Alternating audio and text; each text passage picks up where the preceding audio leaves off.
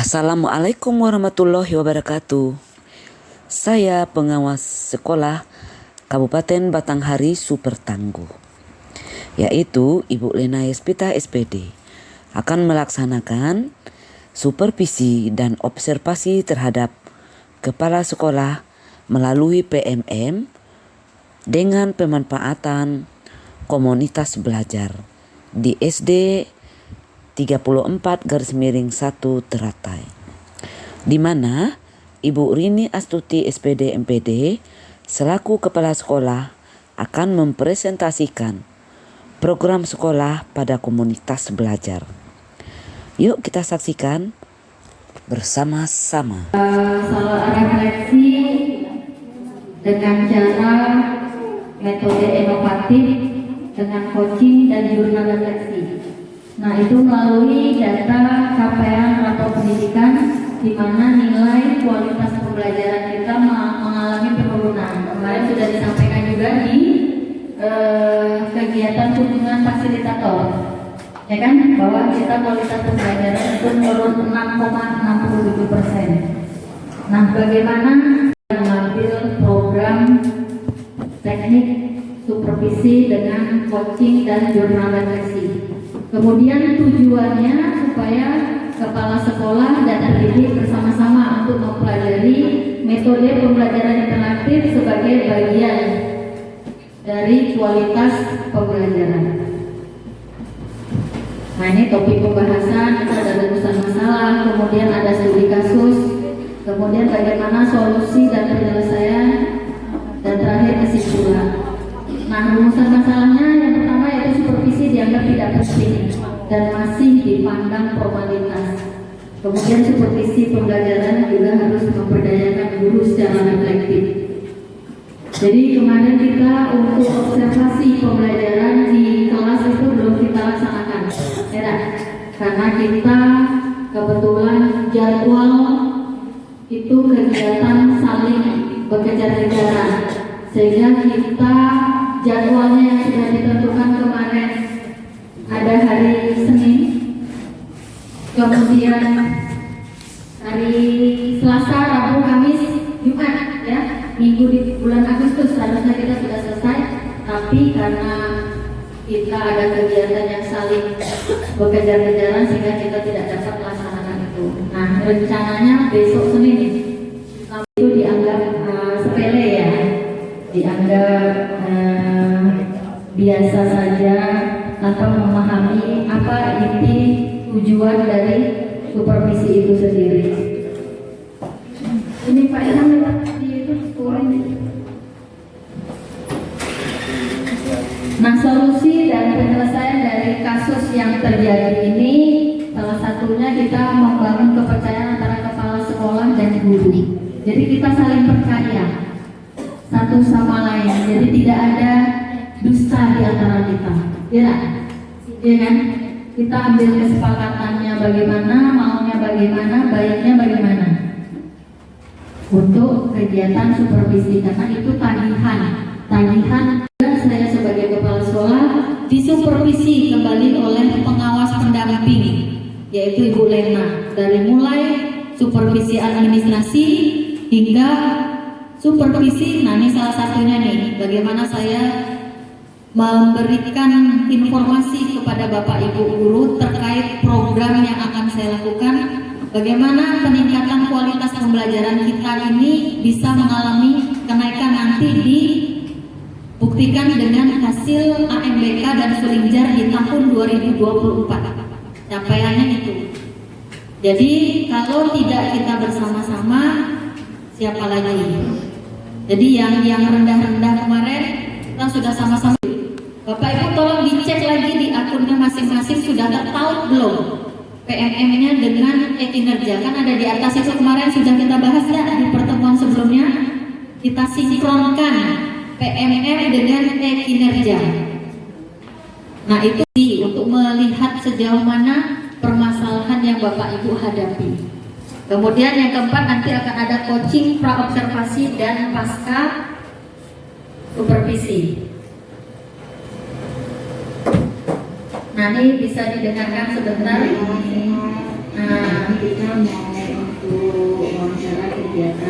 Ini coaching yang dengan Bu Nur Aidatus kemarin sudah saya lakukan.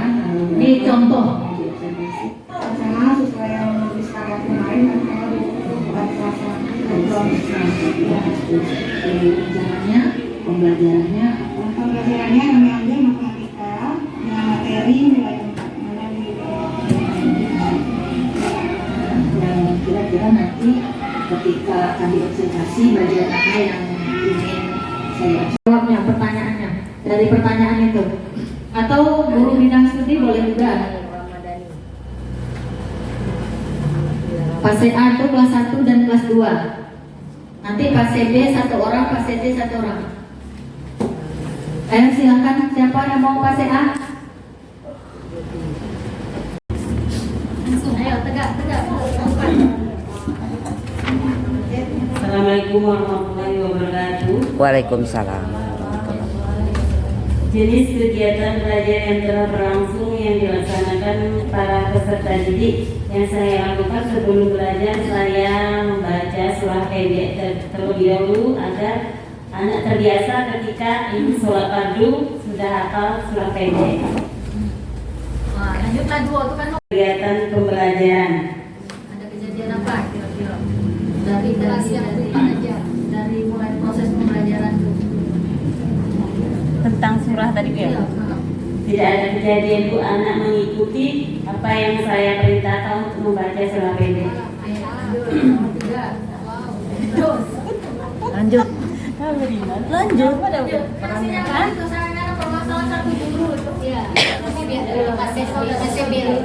Peran yang saya lakukan dalam proses pembelajaran sebagai guru memberikan pembelajaran agar anak bisa menyerap pembelajaran yang saya berikan. Hal-hal positif yang telah saya capai dalam proses pembelajaran, sebagian anak bisa menghafal surah pendek, ada yang sebagian lagi belum bisa menghafal. Surah pendek kan? Nah, tercapai tidak dengan tujuan pembelajarannya? Sudah tercapai pada surah-surah Anas, sudah tercapai dengan pembelajaran siswa. Kemudian hal positif yang saya rasakan tentang proses pembelajaran sangat bermanfaat sekali bagi siswa dan saya sendiri. Hal negatif yang saya rasakan tentang proses pembelajaran.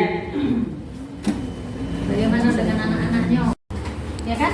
Dengan refleksi kita kan tahu tadi. Nah, berapa anak yang tercapai?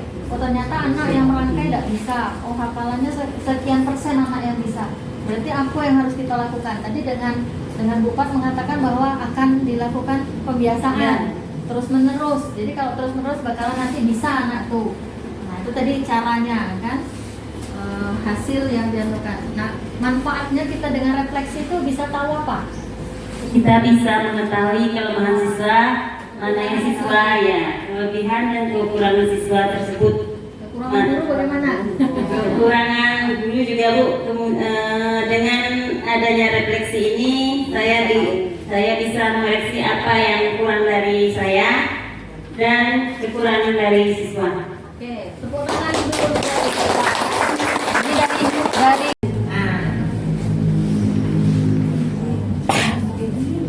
dengan begini kita bisa berbagi informasi ya. Terima kasih atas kesempatan yang diberikan kepada kami. Di sini kami akan memberi jawaban jurnal refleksi guru. Yang pertama, jenis kegiatan belajar yang telah berlangsung yang dilaksanakan para peserta didik. Kalau di kelas, mengingat di kelas saya itu anak itu lebih suka dengan berbuat gitu. Maka saya itu lebih ke belajar kelompok, membuat karya atau semacam kerja kelompok, bermain peran seperti itu. Kemudian kejadian-kejadian penting selama kegiatan pembelajaran di kelas kami itu, karena anak ini aktif tadi kan, inginnya bergerak, maka kelas itu memang riuh. Jadi kendalanya nanti memang mengendalikan suara anak yang berlebihan gitu, yang overaktif.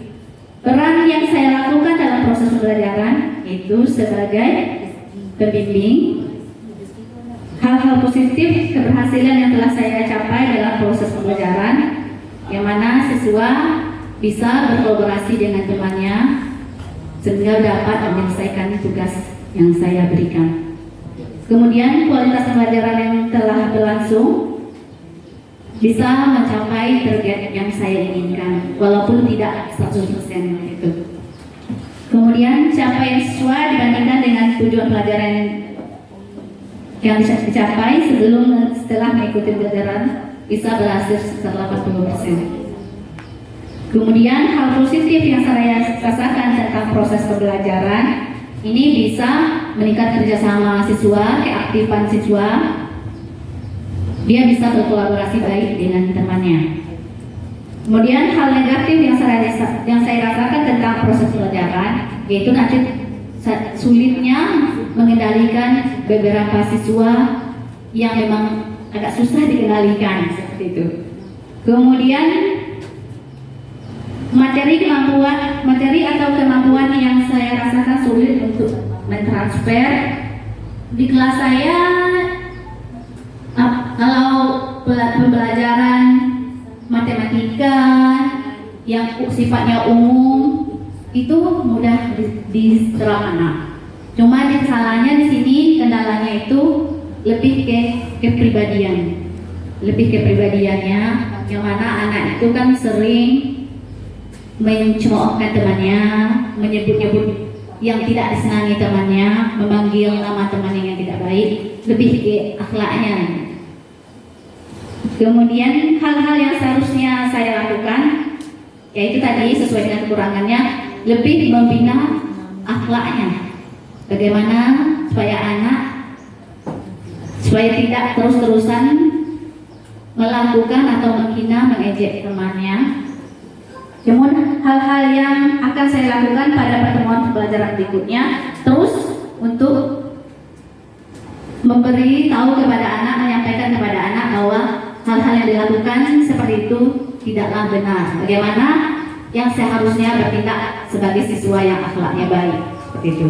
Kemudian hasil utama atau kesimpulan yang saya peroleh dari refleksi ini, perlunya untuk berbenah sebagai pendidik. Memang untuk menuntut siswa itu 100% sesuai dengan keinginan kita memang tidak bisa. Jadi saya akan berupaya untuk lebih meningkatkan bagaimana di kelas itu bisa mencapai hasil yang mendekati yang saya inginkan, seperti itu.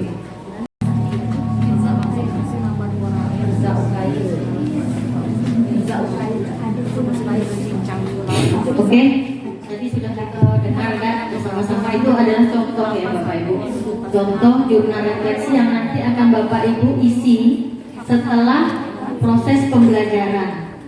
Jadi nanti saya observasi, pasca observasi dulu, kita sepakat dulu. Nanti Bu, nanti oke, jadi saya observasi hanya yang bagian yang Bapak Ibu inginkan saja, Dede.